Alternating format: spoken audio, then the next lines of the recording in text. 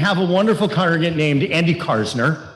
And Andy is the maven on alternative energy and business. And I was listening to him on a podcast where he was talking about his vision of what could be. It's an important vision. He's called Yoda in it. It's not a name I gave him. He knows what can be. And in the end of the interview, Andy shared something that just pulled me in. He shared that he and his wife, Maria, moved to New York City. They'd been living all over right after 9/11. And that's when they had their first child. And they named that child Caroline Hope. By the way, I want you to think about that. I want you to think about naming a child Hope. They wanted a Hebrew name, Tikva, right after 9/11. I know that I was so devastated by that one of the last things I could imagine was hope. And I want you to think about how they were able to hold on to hope at that time that seemed so scary. Why would they give Caroline that middle name? And it really struck me that in giving her that name, they were holding on to a vision of a different reality, not defined by the fear, the upset, the suspicion that so many of us were driven by. They let her have a name that allowed her to live by what might be and let her know that she has a role in bringing her name into the world. And boy, 20 years ago, boy, was hope important to cultivate. And I would say that it may be even more important right now. Hope feels more elusive and distant than I can remember in my life. It's not just the immediate. It's this long period of time, but it also is the immediate. Boy, it felt like things were opening up. There was a little glimpse for a split second. We had services without masks. But now numbers are spiking. You're watching the scenes from hospitals where the doctors, nurses, and all of the workers there are just overwhelmed again. Breakthrough cases are happening here, and they're scary and everywhere. Fires are blazing. We didn't know we could meet here until we looked at the air quality this morning. And there's so many other things that could add to the list of what makes this moment feel so heavy and hope seems so distant. Brick after brick of painful realities pile up and grow and grow and grow, and it feels like too much. And it's exactly at this moment. It's at moments like this that we hold on to tikva. When I said, what do I need? What am I unable to hold on to? I realized that my challenge right now is the challenge so many of you have, which is how do I hold on to this Jewish value of tikva? And I think one of the reasons we struggle with the word is we misunderstand it. I want you to define tikva with me as holding on to and imagining a different future. It's not magical thinking. That's actually the greatest misunderstanding of hope. Everything's going to be okay, so I don't need to act. That's not tikva. Tikva says encounter the present. Tikva says acknowledge the painful gap between our hopes and our reality. Tikva says know what you can change and what you can't, and that which you can't, maybe not for generations, allow it to live in your imagination and heart. But as you hold on to hope, as you imagine what can be, realize that the essence of hope is action. When you imagine what can be, possibilities emerge that you could never have thought of. Hope is an action where we work to bring that which is in our hearts to life amidst uncertain outcome. I want you to hold on to that sentence. Hope is an action where we work to bring about that which is in our heart to life amidst uncertain outcome. Rebecca Solnit is an author. She writes a lot about hope. This is what she writes. To hope is to gamble. It's to bet on the future, on your desires, on the possibility that an open heart and uncertainty is better than gloom and safety. Here's the piece I think people don't understand. Hope is connected to pain. Hope means you give voice to it while refusing to be defined by it. Tomorrow's Haftarah is one of the descriptions of talk about a hopeless moment, a despair moment. The temple has been destroyed, and we are filing out of our homeland into the diaspora. We're crying, we are refugees, we have nothing. And as we go past Rachel's grave, the prophet Jeremiah imagines Rachel weeping, seeing her children in such distress. Those tears may be the key to hope. And then after those tears, only after those tears, Jeremiah says something audacious. He says, Yesh tikva. There's hope. And he articulates a different and even preposterous vision. V'shavu vanim ligvulam. The children, you'll return to your borders. And I imagine were I one of those refugees streaming out, having lost everything. And this crazy man was standing by Rachel's grave saying, there's hope. There's hope. I would have wanted to throw something at him. Really? But that's who we are. We envision what might be, even when what might be is seemingly unattainable. The philosopher David Hartman sum up this mindset. To be a Jew is to believe in the promise of the future. So you want that on your refrigerators. To be a Jew is to believe in the promise of the future. We humbly hold on to what might be, even when it feels different, even when it feels distant, and we let it soak into our souls. So this morning, I want to ask you to explore concepts connected to hope, the concept of gathering, the concept of our connection. They're related, and they both have this interesting connection to the Hebrew word tikva. I want to talk about bringing hope into our life and what to do when it feels distant.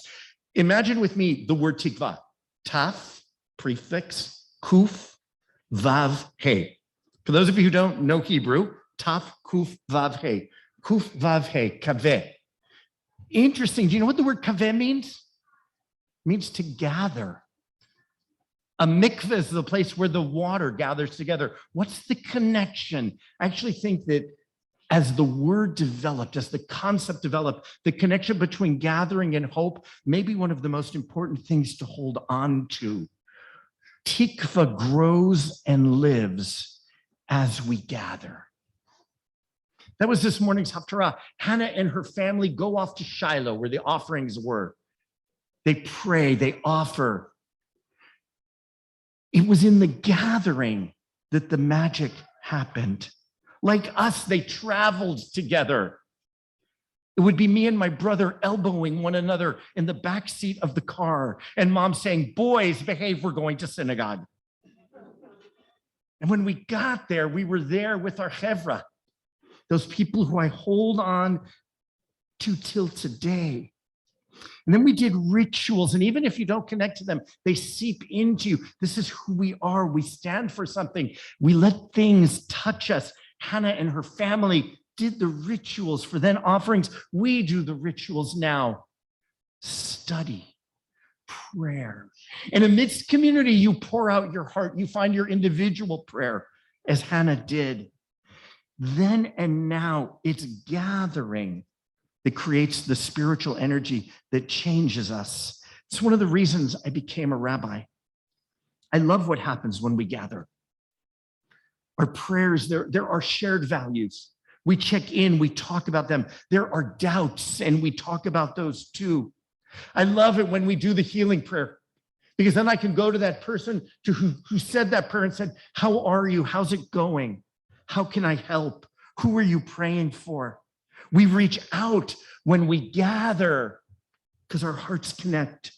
When I watch people stand for Kaddish, I'll ask them about their loved one. Here, sometimes we even share stories. We support people through the emotions of loss. At Kiddush, we sit and share a meal and catch up. Gathering is the glue that holds us together. And it's not just at shul. It's at houses of mourning, celebrations at homes, gatherings of activism. Gathering fulfills our inherent need to experience love, feel safe, and act together. Gathering is where hope lives. Tikva, kaveh, gather. Last year, holding services in an empty sanctuary brought me to tears. I opened the ark and there I was alone. I took a little glimpse at the Zoom. It didn't help. Unable to gather as we normally do over these 18 months, I have felt sadness that I haven't felt before. Yet tikva can come from a place of pain. The day after being in that empty sanctuary, someone sent me a handwritten note saying that she understood how I must have felt because she knows how deeply I love being together. When we say, I'm not all right, tikva finds room to grow. Pain dissipates a little bit as it's named. Support from others nurture the hope of what can be. And we begin to imagine how else we might gather. And that's what we've done. We've adapted, we've pivoted, we've adjusted. We gather in small groups outdoors. We found new ways for B'nai Mitzvah to be beautiful. We've embraced technology that allows a back and forth and seeing each other. And here we are together, gathering today. Hope is alive. Hope is alive, not in the same way. Certainly is under a canopy, in other spaces, on the grounds, over Zoom.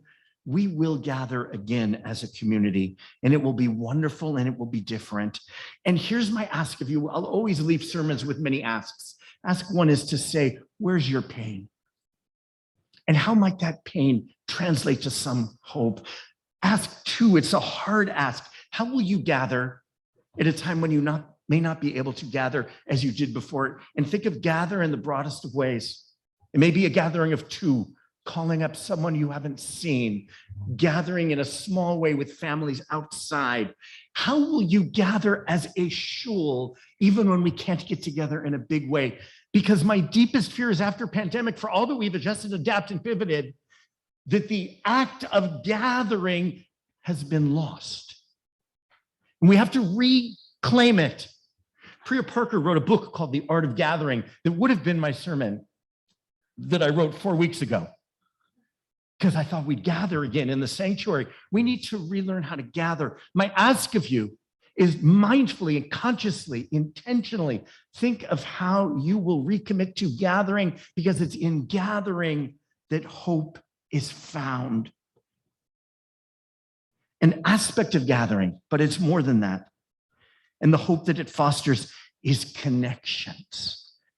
Connections. Connection, by the way, it's more than gathering. Go back to that word. Tikva, taf, kuf, vav. Hey, what are the middle two letters? Kuf, vav. Do you know what the word kav means in Hebrew? Kav is a line. Kav is a line. Embedded in this word tikva is the word for gathering and the word for line.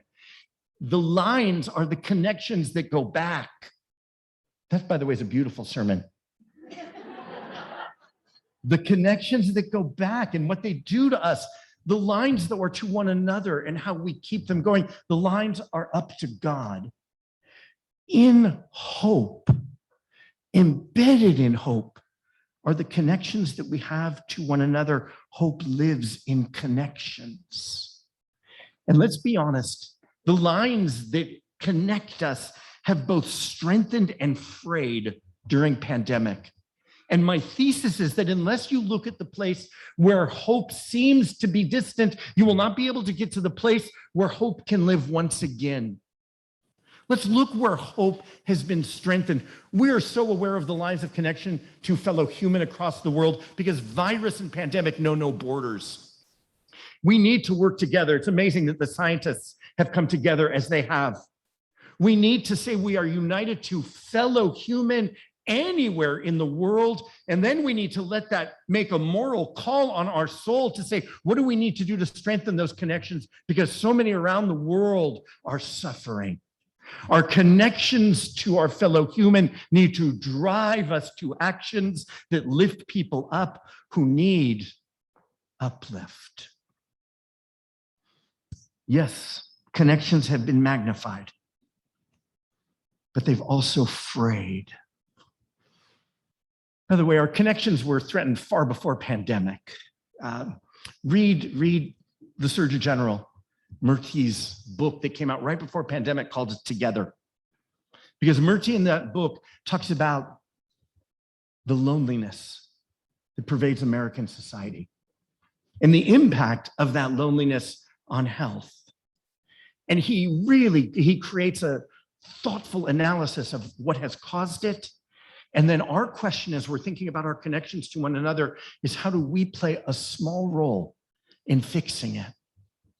How do we reach out to those who are lonely? How do we recognize loneliness? Even if that person who seems to be so connected, it's challenging and important work. And I want to go deep into the place where I see connection, and you've heard me talk about this before, and it merits more reflection, where there's the biggest gap between my hope and my reality, your hopes, I think, and your realities. And that's the bitter divide that exists in our country. Talk about a place of pain and despair. It's been bad. It's been bad and it's getting worse. It's made its way into our community. And, you know, you've heard me talk about this, but what do I witness? People are turning away from each other. People are vilifying those with whom they disagree, or they're avoiding them. The work of tikva, the work of connection and community and gathering, is that we not yield to despair, but work even harder as we see the problem grow. There's a part of me that almost is ready to throw up my hands. What can we do? It just keeps getting worse and worse and worse. And that's the exact time when you need to dig into the hard work. I asked you all to read a book, Amanda Ripley's book, High Conflict. Read it, please. It gives us some of the things we need to do to make real changes in what's going on around us. She gives us a framework and stories to help us pivot as we seek to realize the tikva of staying connected in a place where connections have been broken. There's an amazing success story that we can be inspired by and build upon. She describes how congregants from the mostly liberal Upper West Side synagogue, Congregation B'nai Jeshurun, decided to have an exchange with a group of mostly conservative prison workers from Michigan. By the way, how this came about, read the book. The thought was that the only way to stay connected, kav, is to heal the rifts in our country by knowing one another. That's not rocket science, but it's rarely done. The hope was that as they got to know each other, stereotypes would diminish, connections would grow.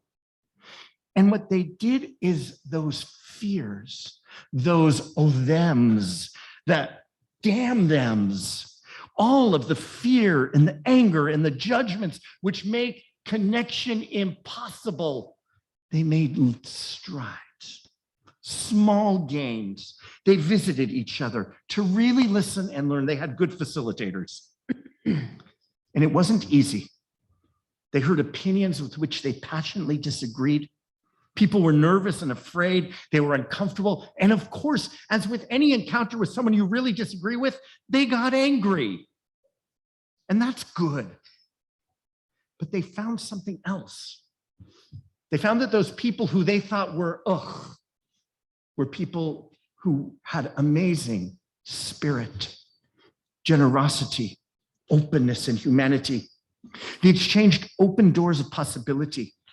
When we explore the stories, when we listen with curiosity, when we reflect back what we heard to make sure we heard it right, doors open.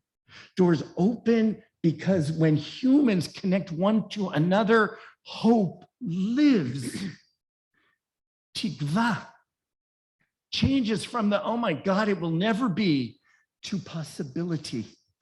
When the Pittsburgh synagogue shooting happened, the Michigan group wrote a letter of solidarity to their New York counterparts.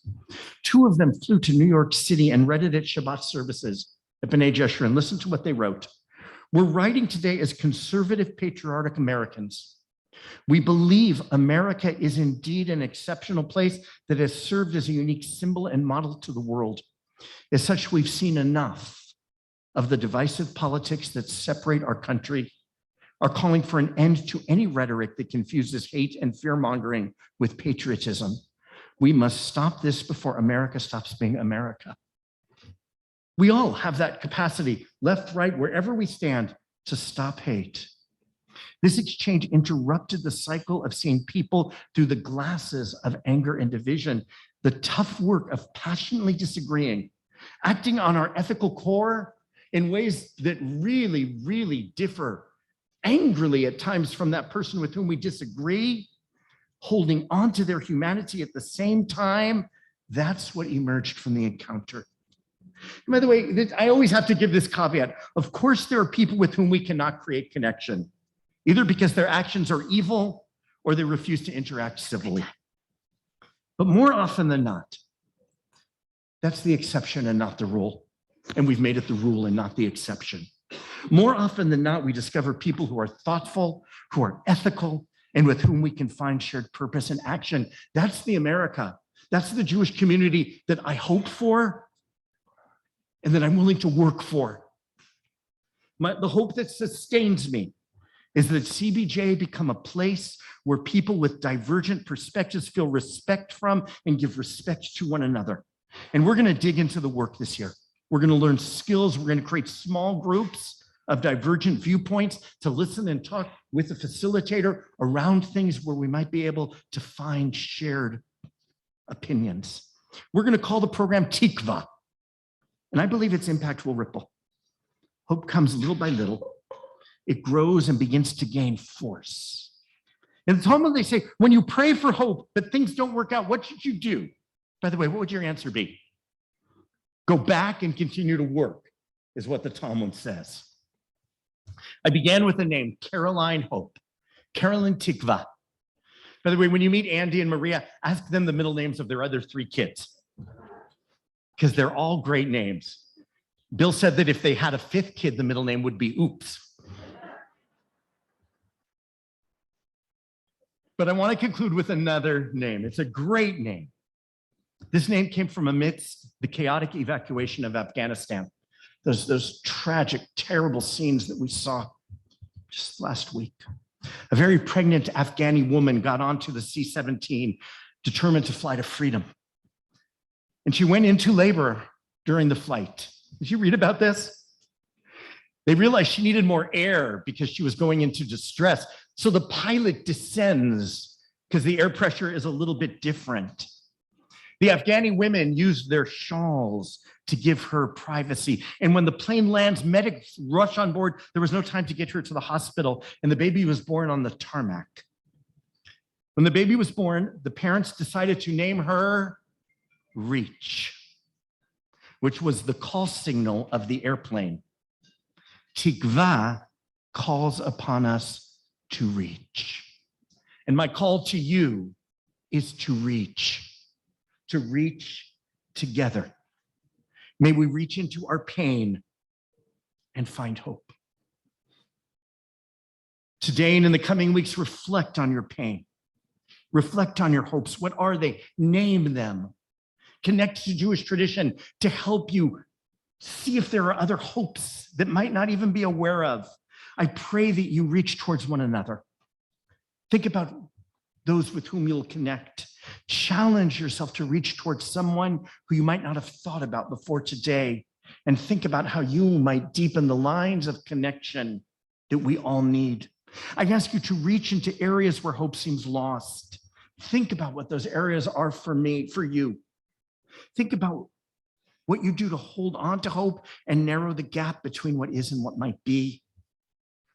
Let's reach out to the unknown future, believing that hope will sustain us as it has our people for generations. Shana Tova. So, aware of our time, we are going to go to Hayom Ta'amsenu, page 170. Please stand as the ark is open. I just have a quick public service announcement. By the way, Shkach, Rabbi.